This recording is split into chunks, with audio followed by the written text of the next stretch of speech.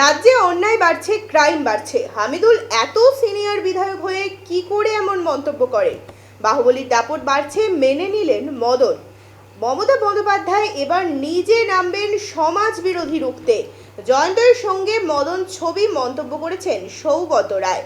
এবার সৌগত রায়ের সঙ্গে জয়ন্ত সিংয়ের ছবি দেখিয়ে পাল্টা মদন বললেন, উনিও জানেন না কে সমাজ বিরোধী, আমিও জানি কে আমার সঙ্গে ছবি তুলেছে। ওনার 80 বছর বয়স, সিনিয়র মানুষ, কি বলবো।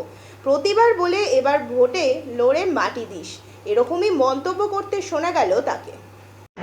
হাতরাসে এত বড় কাণ্ড হলো, আমাদের ঢুকতে দিল না, এবং সেখানটা হচ্ছে ভারতবর্ষের বিদেশি মাথার মুকুট, এই মানে বিজেপির মাথার মুকুট, সেখানে উইদাউট প্রোটেকশান। এই বাবাদের মতো অনেক বাবারাই এখানে প্রোগ্রাম করেছেন। আমরা যখন করেছেন, আমরা নেতাজি ইন্দোরে চারিপাশে প্রোটেকশান দিয়ে সিট গুনে একেবারে নাম্বার দিয়ে টিকিট দিয়ে আমি কোনো কিছু নেই, কোনো আগুন নেই, কিচ্ছু নেই, কোনো পুলিশ নেই, একটা উন্মত্তের মতো ক্ষমতা প্রদর্শনের খেলা চলছে। এবং তার জন্য আমি শুনেছি প্রায় 100-র ওপর নাকি হবে। তারপরেও তো অনেক বেশি 150-র কাছাকাছি। কিন্তু আগে এরকম ঘটনা ঘটলে লাল বাহাদুর শাস্ত্রী হলে পদত্যাগ করত, কিন্তু এদের তো এক কান কাটা নয়, দু কান কাটা। এক কান কাটা গ্রামের ভেতর দিয়ে যায়, বাইরে দিয়ে যায় লজ্জায়, দোকান কাটা গ্রামের ভেতর দিয়ে যায়। আমার আর লজ্জা কী আছে, আমার তো দোকানই কাটা। এখন বিজেপি দোকান কাটা হয়েছে, ইট মাস্ট বি স্টপ। এবং আমি তীব্র ভাষায় এই গণহত্যা লীলা এবং পিটিয়ে মারার তীব্র প্রতিবাদ। যে রাজনীতি ছেড়ে দিতে চেয়েছিল, গণপিটুনি মানে এটা থেকে মুক্তির উপায় কোথায়? গণপিটুনি ব্যাপারটা যদি বন্ধ না হয়, আপনাদের মনে আছে স্টোনম্যান থেকে ছেলে ধরা, এটা একটা কী বলবো, ম্যানিয়াক হয়ে গেছে, ফোবিয়া হয়ে গিয়েছিল। এবং রাত বিরলেই ঘুম থেকে উঠেই সকালবেলার লোক জিজ্ঞেস করতো, আবার কাল কোথায় মরেছে দেখো, কোথায় স্টোনম্যান মেরে দিস, সবাই যে মারছে বলছে স্টোনম্যান মারছে, এবং ছেলে ধরা সন্দেহে পিটিয়ে মারা। এটা বন্ধ করতে হবে, কারণ কেউ আইন হাতে নিতে পারে। কেউ যদি দুশ্চরিত্র হয়, তার বিরুদ্ধে আপনি কোর্টে গিয়ে মামলা করতে পারেন, তার বর মামলা করতে পারে, সে সেটা বুঝবে। যে দুশ্চরিত্র বলে আমি একজন মেয়েকে ধরে পিটবো, তার চরিত্র ফিরিয়ে আনবো, এটা তো হতে পারে। পিটিয়ে চরিত্র ফেরানো যায়, ঠিক দেখা যাচ্ছে, ফেলে রাখা যায় না। দেখা যাচ্ছে ও বন্দুক নিয়ে বসে আছে। আরে বন্দুক যখন ছিল না, তখন তো আমি বন্দুক মতো কথা দিলাম, তখন বন্দুক ওর হাতে। আমার সঙ্গে যে ছবি আছে তাদের বন্দুক নেই। আর আপনাদের এই যে রিপোর্টার, এরপর কেউ গিয়ে যে ওই মোড়ের মাথায় কোমর থেকে রিভলভার বার করবেন না, আমি কী করি? আমি খুব জড়িয়ে ঘনিষ্ঠভাবে ছবি তুলছি, তার মনে কী হবে? তাহলে এইটুকুন আমি বলতে পারি। এবং সৌগত রায় যেটা বলেছেন, আমি শুনলাম যে মদন মিত্রের সঙ্গে ক্রিমিনালরা থাকে, তাৎক্ষণিক বলেছেন, কারণ সৌগতদাও তো কমান্ডারতে যান মাঝে মাঝে, তো ওইখানেই থাকেন রাত্রে। কিন্তু মেনলি পার্লামেন্টের কাজে থাকার জন্য তার অসুবিধা হয়। বুঝলো, ওনাকে জিজ্ঞেস করেছে প্রেস, এই যে ওনাকে প্রেস জিজ্ঞেস করেছে জেনকে চেনেন, বলেছে হ্যাঁ চিনি, সমাজ বিরোধী হিসেবে। এই যে সমাজ বিরোধীর সঙ্গে উনি দেখা করছেন, লাইনে দাঁড়িয়ে করমর্দন করছেন। সমাজ বিরোধীর সঙ্গে দ্বিতীয়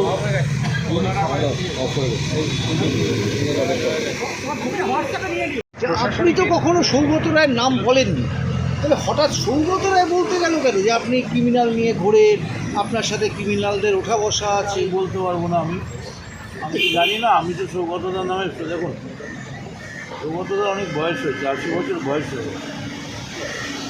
এর আগে উনি প্রত্যেকবারই বক্তৃতায় দাঁড়িয়ে বলেছিলেন, আমার এবারে শেষবারের জন্য মাটি, এরপর মাটি দিতে হবে আর লাগবে। তো সৌগতদার 80 বছর বয়স, 80 বছরের একজন মানুষকে আমি অসম্মান করতে পারি না। তিনি বলেছেন, তিনি নিশ্চয়ই মনে করেছেন যে তিনি জেন বলেছে, এটাকে সমাজবিরোধী বলেছেন। কিন্তু আমার কাছে সকালবেলা ওদের পাড়ার ছেলেমেয়েরা একটু ছবি দিয়ে এই যে সৌগত রায় জড়িয়ে হ্যান্ডশেক করছেন, এইটা কি সমাজ বিরোধীদের আলিঙ্গন? দুদিকে সমাজ বিরোধীরা দাঁড়িয়ে আছে, আলিঙ্গন চলছে? নাকি সৌগত রায় বুঝতে পারেন? উনি যদি না বুঝতে পারেন, ঠিক ওই রকমভাবে আমিও বুঝতে পারি।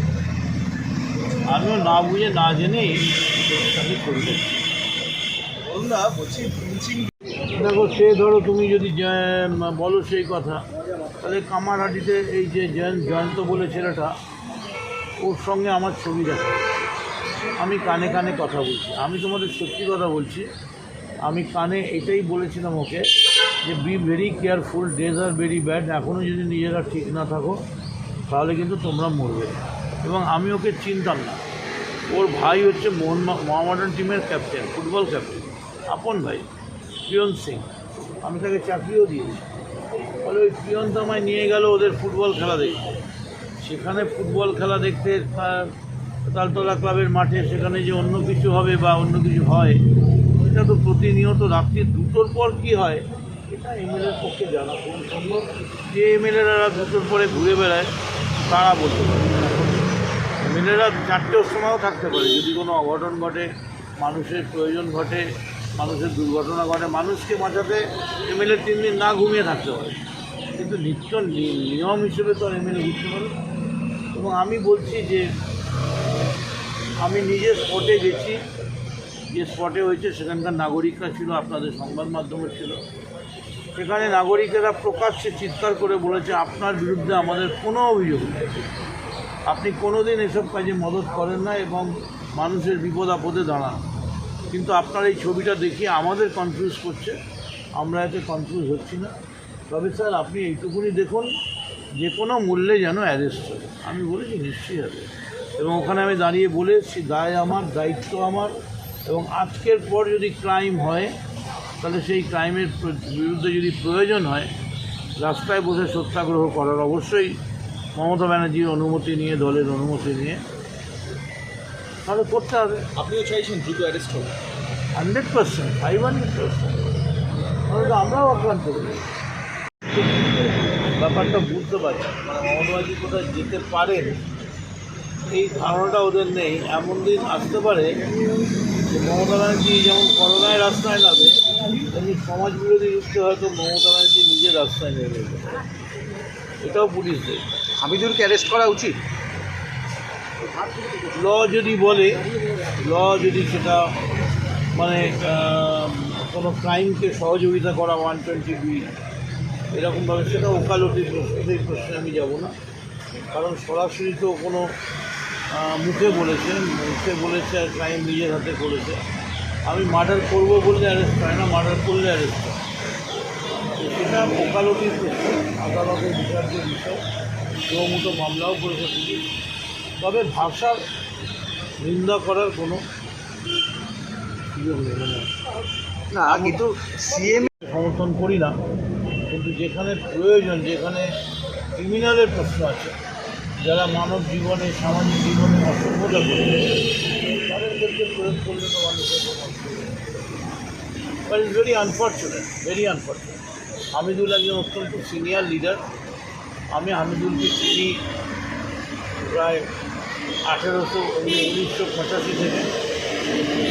1985 থেকে আমরা রায়গঞ্জ যাই, কালিয়াগঞ্জ যাই, আজ 2024। মানে তখনই হামিদুল নেতা ছিল, মানে একচ্ছত্রাধিপতি পথে, এবং জয়নাল আবেদিনের একেবারে ডান আছে। এত সিনিয়র লিডার এইভাবে কথা বলবে যে বেশি লাগেনি, একটু অল্প লেগেছে, এটা বিস্তারিত ছিল, এগুলো খুবই অনভিপ্রেত। এবং পার্টির একজন লোক হয়ে আমি এটাকে সম্পূর্ণভাবে একজন বিধায়ক হিসেবেও আমি প্রতিবাদ করছি। এবং আমি বলছি যে মুখ্যমন্ত্রী যেভাবে নিজের দল বা দলমত নির্বিশেষে নবান্নে বসে বলছেন যে যত বড় হোক, কোনো ক্রাইমের সঙ্গে যুক্ত থাকলে কাউন্সিলর এমএলএ বুঝবো না, অ্যারেস্ট করবো। ব্যাপারটা তলিয়ে দেখেছি। সত্যিই তো, যদি ধরো টলি ইন্ডাস্ট্রি ছেড়ে বা যে কোনো জায়গা থেকে মেয়েরা, অ্যাকচুয়ালি কী হয়েছে, মমতা ব্যানার্জিকে দেখে লক্ষ লক্ষ কয়েক কোটি মহিলাদের মনে রাজনীতি সম্বন্ধে আগ্রহ হয়েছে। এবং প্রচুর কয়েক লক্ষ মেয়ে নতুন করে পার্টিতে, এখন আমাদের মিছিলে ছেলেদের থেকে মেয়েরা বেশি, কারণ সামনে